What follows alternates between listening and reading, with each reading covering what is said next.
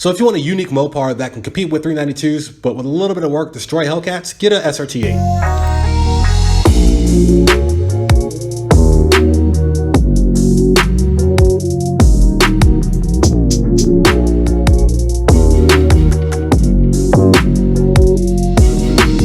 Welcome back to another episode of Mod Stars. I'm your host, Be sure to like, subscribe, and share. And this is episode 4 of the Mopar Wars. That is me addressing all the Mopar hate I've seen over the years. And if you're not sure what I'm talking about, let me explain. It is this ridiculous mentality ladder. At the top of said ladder, people think if it's not a Hellcat or a Trackhawk, that it's garbage. And at the bottom of the ladder, people think if it's not at least a Hemi or a V8, aka the V6, and that is garbage. And this cannot be further from the truth. If you haven't watched episode 1, 2, or 3, I recommend you watch those in order first. The links will be in the description below, and thank you all for the support of the channel, especially this series. Now, if you're a Mopar owner that's cool, chill, down to earth, just a car-loving person and likes to hit the track, these videos don't apply to you. These videos do apply to the Mopar bullies and naysayers and all the negativeness in the car community. Let's be a fourth warning for you. Keep doing what you're doing. Keep picking on people, keep bullying them, keep trolling them if you could try to do that more so. Keep crying over the titles of my videos, even though I know you don't watch them.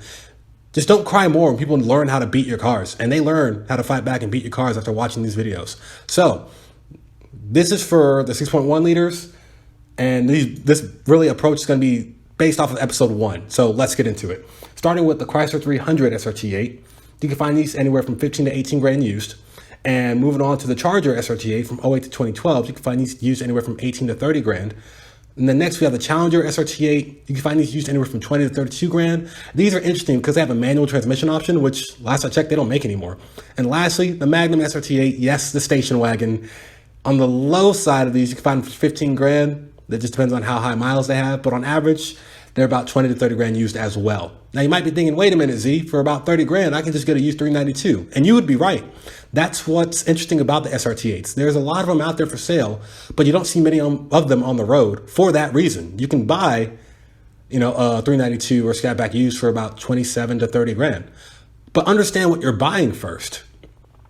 All of these SRT8s have the 6.1 liter Hemi, which makes 425 horsepower and 420 pound-feet of torque to the crank. 6.1 liters is not far off from 6.4. But here's where they really have the advantage. They weigh a whole lot less.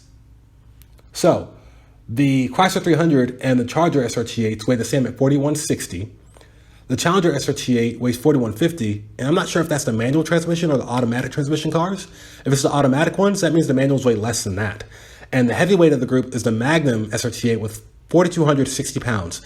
To put that in perspective for you, the Magnum SRT8 weighs 31 pounds less than the current year Challenger RT, which means they weigh a couple hundred pounds less than the Scat Pack and the Hellcat. Today's Scat Pack weighs 4410 curb weight, and the curb weight of the Hellcat today is 4586. That kind of explains itself, so you know where I'm going with this. The mods, I'm not even going to show you all the pictures that I normally do, but I'll just list it off. You can do a heads cam build, make about 440 to 450 square, horsepower and torque to the wheels. And if you follow the transmission upgrades, like I mentioned, episode 1, 2, and 3, that's going to be a quick mid 400 horsepower car. You can throw a supercharger on there, 500 horsepower just by itself, or you can do a stroker motor, and that can make up to 600 horsepower to the wheels or more, depending on your setup. If you did, a heads cam build with the supercharger, that's again over 600 horsepower. And with the transmission upgrades, again, that's a 10-second car setup. Period. So, and it's a fraction of the cost of a used Hellcat. And I know people are going to be thinking, well, it doesn't matter what you do. You still won't beat a Hellcat. I just explained that you would, but check this out. I'll leave a link description again, like I left in episode 3, of a supercharged RT Challenger running a stock 2019 Red Eye in a quarter mile. And it was on the door of the Red Eye.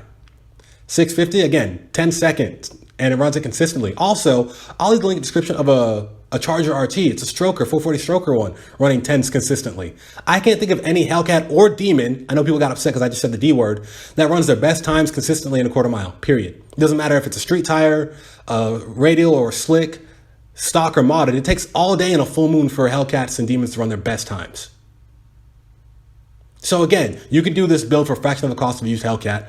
That's all I got to say for this video, except one more thing. I am so sorry. For those who have or want to get the manual Challenger SRT8s, get an RST joint disc clutch. They're rated for as low as 800 horsepower and as high as 1200 horsepower. You throw that on there and you do the engine mods and you're good. You know, with the suspension and you have a good tire setup. And let me just say one more thing before I end this video. For all the, again, Mopar bullies and all the just the sketchy negative people in car culture, you can keep lying about your horsepower numbers. You know, you can have a dyno queen if you want.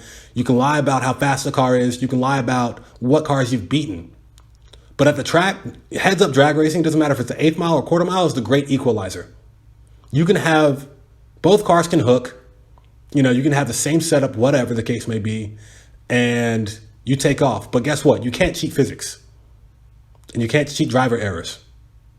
So there's that. Stay tuned for episode 5. We're going to talk about why the earlier Challenger 392s are better than the new ones. And if you don't know, now you know, but do what you want to do.